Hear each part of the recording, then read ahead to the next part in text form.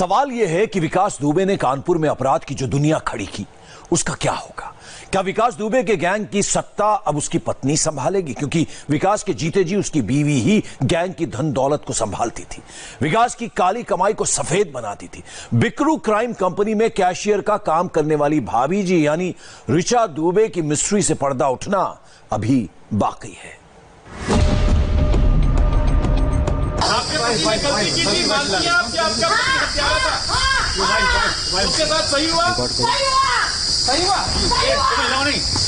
विकास दुबे की crime company में ये भाभी जी के नाम से मशहूर है। नाम है ऋचा दुबे उर्फ सोना।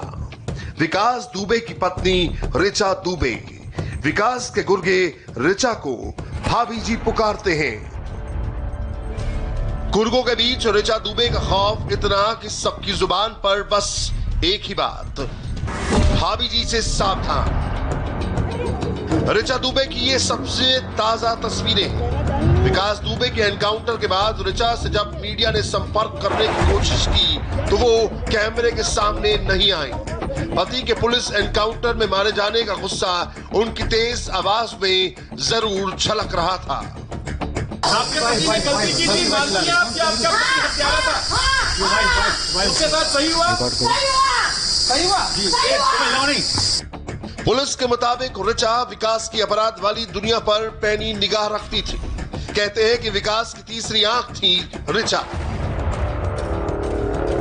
ऋचा को विकास की हर हरकत की जानकारी रहती थी, यहां तक कि बिकरू के किले नुमा घर में कब कौन आता जाता है सीसीटीवी के जरिए सब पर ऋचा लखनऊ में रहकर ही नजर रखती थी।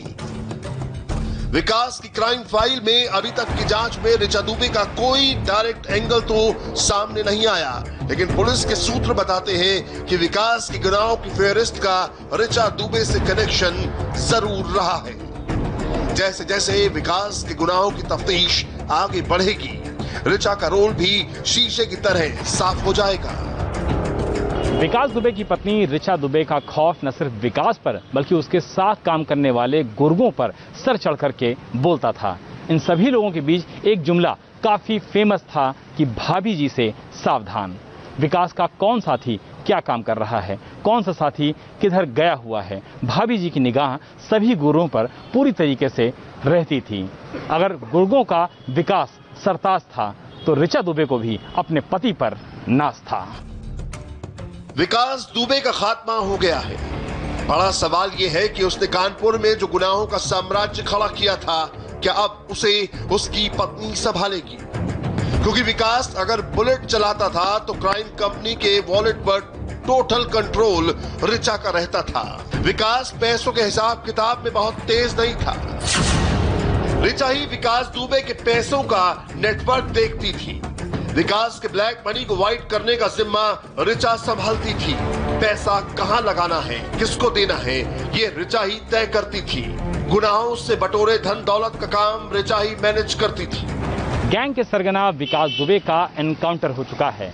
विकास गैंग के ज्यादातर गुर्गे या तो सलाखों के पीछे हैं या तो पुलिस मुठभेड़ में मारे जा चुके हैं।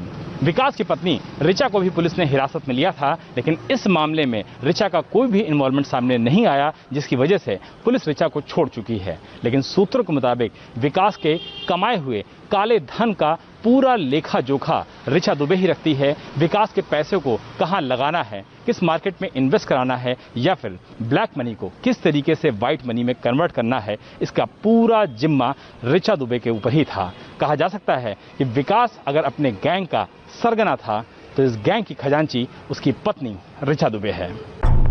विकास में मनी मैटर पर ऋचा की पकड़ कितनी मजबूत थी, इसका अंदाजा आप विकास के पिता के बयान से लगा सकते हैं। विकास की पुलिस मुठभेड़ में हुई मौत के बाद जब उनसे ऋचा दुबे से जुड़ा सवाल किया गया तो वो जैसे आपे से बाहर हो गए। विकास की पत्नी ने आज तक हमारी कोई सेवा नहीं की और अपने लिए भी नौकर चाकर इससे लगवाए कि यानी हमारे हाथ काले हो जाएंगे खाना बनाने। अभी तो आप 9 जुलाई को सुबह विकास दुबे उज्जैन के महाकाल मंदिर से अरेस्ट किया गया तो रात के करीब 8:30 बजे ऋचा दुबे को भी नौकर महेश के साथ हिरासत में ले लिया गया। विकास का दूसरा बेटा नाबालिग है। और वो ऋचा के साथ ही रहता है, इसीलिए हिरासत के दौरान वो भी ऋचा के साथ था। तीनों को कानपुर लाया गया, जहां ऋचा से पूछताछ की गई। ये तस्वीरें उसी वक्त की हैं। ऋचा से एक कमरे में पूछताछ हो रही है। पुलिस की टीम उसकी पत्नी के गुनाहों का भी कागज लेकर बैठी है और पता लगाने की कोशिश कर रही है कि पति के अपराधों में ऋचा कहां तक हिस्सेदार है। विकास के गुनाहों की कितनी बड़ी राजदार है। विकास दुबे का कितने लोगों के साथ अपराध का नाता था। विकास की धन संपत्ति का काला चिट्ठा कितना बड़ा है। बिकरू में हुई वारदात के बारे में इसे क्या जानकारी थी। 2 जुलाई की रात बिकरू में हुई वारदात के बाद सीसीटीवी के टूटे टुकड़े की तहकीकात में आधी रात की गोलाबारी की जो अनसुनी कहानी सामने आई है, उसने जांच अधिकारियों को यह सोचने पर मजबूर कर दिया है कि क्या वर्दी वालों के हत्याकांड में ऋचा दुबे भी बराबर की हिस्सेदार थी। क्या ऋचा ने मोबाइल पर एनकाउंटर लाइव देखा था। विकास दुबे के घर के चप्पे चप्पे पर सीसीटीवी लगा था। सीसीटीवी का कनेक्शन ऋचा दुबे के मोबाइल फोन से जुड़ा था। घर के आसपास के कोने कोने में हो रही एक एक हलचल को क्या ऋचा लाइव देख रही थी। कौन कहां पर था, किसने कितनी गोलियां बरसाई। मोबाइल पर लाइव एनकाउंटर देखे जाने का सवाल तब सामने आया जब यूपी पुलिस ने बुलडोजर से रौंद कर मिट्टी में मिला दी गई विकास दुबे की इस आलीशान कोठी के मलबे की तलाशी ली। हवेली के इस मलबे से पुलिस को एक मोबाइल फोन मिला है। ये फोन ऋचा दुबे का था और उस फोन की जब जांच की गई तो ऋचा के विकास की तीसरी आंख होने का खुलासा हुआ। विकास दुबे को करीब से जानने वालों का कहना है कि ऋचा दुबे यानी कि उसकी पत्नी विकास के लिए हमेशा तीसरी आंख की तरह काम करती थी और उसकी निगाहों में हमेशा रहता था बिकरू गैंग का हेडक्वार्टर्स, यानी कि विकास का वो घर जहां उसने पुलिस वालों की बेरहमी से हत्या की थी। कहा यह भी जाता है कि उस घर में जो 1 दर्जन से ज्यादा सीसीटीवी कैमरे लगे हुए थे, उसका लाइव सोर्स हमेशा ऋचा के पास रहता था और ऋचा अपने मोबाइल से देख करके बिकरू के घर में इंस्ट्रक्शन देती थी। यह अलग बात है कि ऋचा ज्यादातर समय या तो कानपुर या तो लखनऊ के शहर वाले घर में रहती थी, लेकिन बिकरू के हेडक्वार्टर्स में क्या हो रहा है इस पर ऋचा पूरी तरीके से न सिर्फ नजर रखती थी बल्कि जरूरी इंस्ट्रक्शंस और कमांड भी वो समय समय पर विकास को दिया करती थी। पुलिस को शक है कि फोन की मदद से सीसीटीवी फुटेज को डिलीट किया गया है और इस काम को अंजाम दिया है विकास की पत्नी ऋचा दुबे ने, क्योंकि सीसीटीवी का कनेक्शन ऋचा के मोबाइल से था। ऋचा लखनऊ के इस आलीशान घर में अपने छोटे बेटे के साथ रहती है। इस घर को भी पुलिस खंगाल चुकी है। बिकरू की तरह इस घर में भी ढेर सारे सीसीटीवी कैमरे लगे हैं। पुलिस की टीम ने घर के अंदर मौजूद एक एक कागजात को खंगाला। तलाशी में जमीन के खरीद फरोख्त के कई कागजात पुलिस के हाथ लगे हैं। पुलिस के मुताबिक पति ने बिकरू के घर को अपने गुनाहों का ठिकाना बना रखा था, तो पत्नी ने काले धन को सफेद बनाने के लिए लखनऊ के इस घर को हेडक्वार्टर बना रखा था।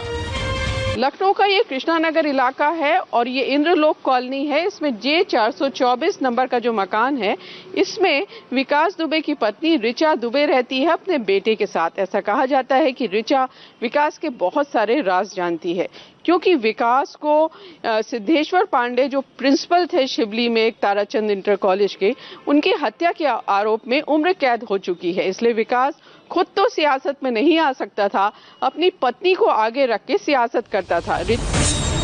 ऋचा अभी जिला पंचायत सदस्य है। ऋचा का भाई राजू खुल्लर कानपुर का बड़ा अपराधी था। विकास का उसके घर आना जाना था। उसी दौरान विकास की ऋचा से दोस्ती हुई जो आगे चलकर प्यार में बदल गई। गैर बिरादरी के चलते ऋचा के पिता शादी के लिए तैयार नहीं थे। आखिरकार पिता की कनपटी पर पिस्टल लगाकर विकास ऋचा को भगा कर ले गया और शादी कर ली। वो 1997 का साल था जब विकास ने ऋचा को भगाकर शादी की थी। ऋचा का मायका मध्य प्रदेश के शहडोल जिले के बढ़ार में है। ऋचा के पिता एयरफोर्स में थे। 1993-94 में उनकी पोस्टिंग कानपुर में हुई थी। तभी विकास दुबे कानपुर के शास्त्री नगर में अपनी बुआ के घर रहकर पढ़ाई करने आया था। तभी विकास की दोस्ती ऋचा के भाई से हुई और फिर वो ऋचा के भी करीब आ गया। लेकिन शादी के कुछ दिनों बाद ऋचा को विकास दुबे की असलियत पता चल गई। कुछ महीनों बाद वो विकास को छोड़कर वापस अपने माता पिता के पास कानपुर आ गई। लेकिन विकास दुबे की धमकियों के आगे वो भी हार मान गई। विकास दुबे के पास वापस लौटने के बाद उसके जुर्म की दुनिया में वो भी रच बस गई और गैंग में भाभी जी के नाम से मशहूर हो गई। पुलिस की गोली में विकास का तो खात्मा हो गया, लेकिन विकास के गुनाहों की दुनिया में ऋचा का कितना बड़ा रोल था ये अब पुलिसिया जांच के बाद ही साफ होगा। विकास दुबे की क्राइम